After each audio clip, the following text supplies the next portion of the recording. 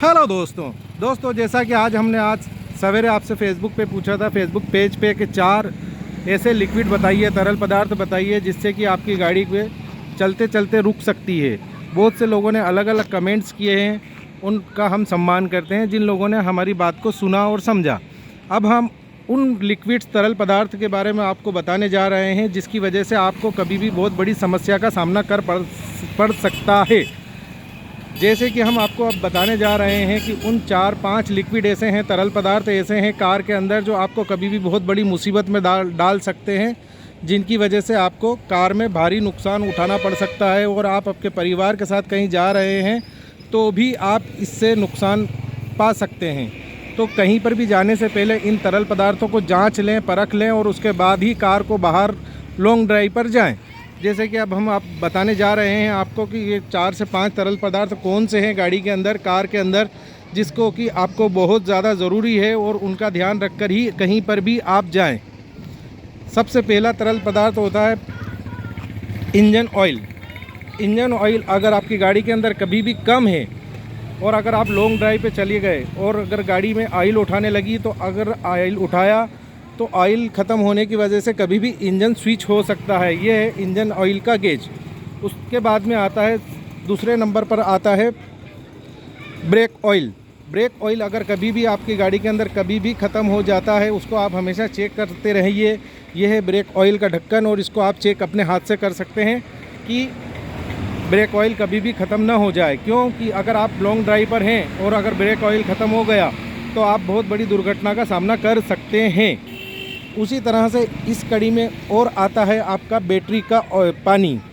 Battery का अगर अंदर पानी नहीं है और बैटरी बिल्कुल सूख चुकी है तो कहीं पर भी आपको सेल्फ में दिक्कत आ सकती है और गाड़ी खड़ी हो सकती है। चौथे नंबर पर आता है ये आपका कूलेंट, जिसमें अपन कभी कभी पानी भी डालते हैं।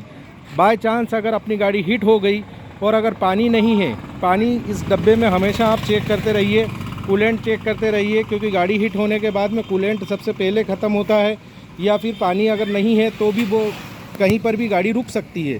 इसीलिए आप इस कूलेंट का ज़रूर ध्यान रखें। और सबसे बड़ी और मेन बात यह है कि अगर आपके पास पेट्रोल गाड़ी है या डीजल गाड़ी है तो उसमें भी आप ये बात ध्यान रखिए कि कहीं पर भी लॉन्ग ड्राइव जाने से पहले आप सोचते हैं कि गाड़ी का जो पेट्रोल और फ्यूल का जो कांटा है वो पूरा फ्यूल बता रहा है, लेकिन बहुत सी बार क्या होता है कि गाड़ी वायरिंग काट देते हैं, चूहे काट देते हैं और उसमें आपको पता नहीं चल पाता है कि डीजल ख़त्म हो रहा है या पेट्रोल ख़त्म हो रहा है।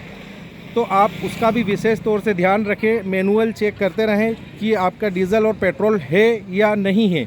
और सबसे बड़ी बात तो ये है कि बारिश के अंदर अगर आप कहीं बाहर जा रहे हैं और बारिश में अगर आप बाहर जा रहे हैं और बारिश आ रही है तो रास्ते में जब आप ओवरटेक करेंगे तो आपको इसमें भी वाइपर टैंक के इसके अंदर भी आपको पानी डालना है, इसको भी चेक करना है।